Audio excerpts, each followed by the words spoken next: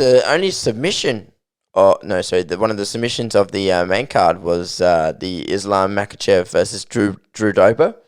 Now, going into this fight, there was a lot of hype around Islam Makhachev because he is best friends with Khabib. Training partners for a very long time, and supposedly supposed to be his successor at lightweight. Yeah, and Makhachev is he's put on some good fights lately. You know, he's got an incredible ground game.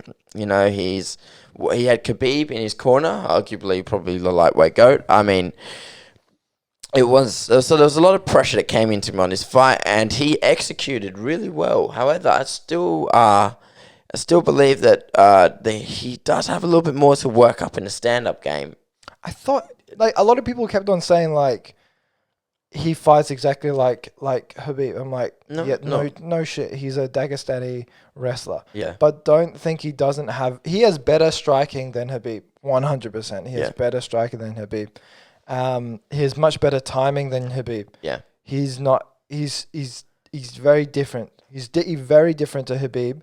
The grappling on the ground, fuck yeah, he's a Dagestani. Yeah. He's a master of... He's a monster. They're all the master of sports in either boxing, like Peter Yan, or Sambo. Whoop-de-doo. Of course he's going to be a Dagestani wrestler on the ground. Did really, really well to get those both those legs crossed over each other, that mermaid position, and able just to rain hell on Drew Dober. Drew Dober, actually, he looked huge for light heavyweight. Yeah, he was huge for lightweight. We knew he definitely posed a threat on the stand up. You know, he was more of a pure stand up fighter. We don't really see very much scrambling and ground control from Drew. But don't forget, Dober had a bit of hype as well. A lot of people were expecting Dober just to be able to avoid the takedown. And Islam just showed that he had really good timing. As soon he managed to get Dober's timing very quickly, and we dip under very quickly.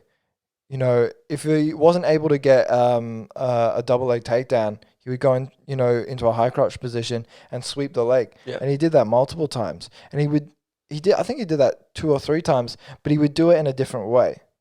Instead of he would do it. He was very creative with his takedown as well. And as soon as he got down there, there's no way you can get Islam off you. Yeah. They leave no space in between. Yeah. There's no air. Yeah. No air in between. He set up. He almost had him at an armbar at one point. He set up in an armbar, and then he transitioned it from the mount. That was in the first round, I believe. Yeah, it was so fluid as well. He loves that there's definitely a pattern with these Dagestani fighters is they're not so much focused on just going for the knockout. They're focused on just slowly breaking down their opponent. Smothering pressure. Yeah, slowly breaking down their opponent. Because Drew Dober, he tapped from an arm triangle from the half guard. Which is unusual. It happens. It's happened before. I told you Sage Northcott once did it in one of his earlier fights. It was one of his losses. Well, he lost via that submission, correct? Yeah. So the reason being is because when you get into an arm triangle, what you want to do is you want to put your head next to their arm, so that way they can't wave it around, so that way it's stuck next to their head, and then make sure your lock is nice and tight. Or underneath their shoulder. You get as far underneath as you can. Yeah. And then you want to bring your hips around, so you're sort of cranking their neck as well as suffocating them. You can't really get your hips around if you're in half guard. If you're someone as strong as Islam and you have that choke, yes, you can get the tap, but there's also a way out of it. But the reason why the reason why I believe Drew Dober attacked from the half guard was because he was just so fucking exhausted. I think he was exhausted. That kind of they do the smothering, this smothering pressure from Sambo. Yeah. These Sambo wrestlers, and not it doesn't just break down your physical, it breaks down your mental. Because if you haven't experienced that before, when you're on the ground and it's not a usual pressure, you're not going to be breathing nice and calm and breathing calmly. All right, I'm going to be nice and efficient. I'm going to make sure this is the moment to explode. This is the moment to be calm and not use any energy. He really just wanted to get out of there. He was very uncomfortable, and he's breathing very, very heavily in the third round.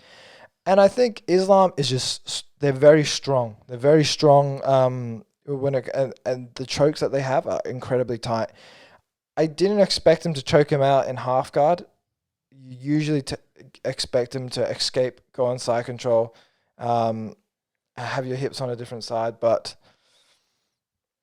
to be honest, I just think he was exhausted. I think Dober was exhausted and he was going to tap regardless. It didn't matter how long it was going to take, he was going to tap.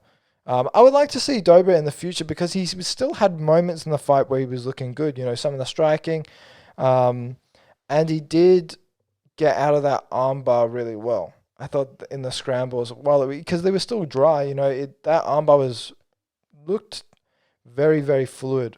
It looked like it was going to end up very tight, and then he managed to escape. So Dober is definitely got a way to go as well.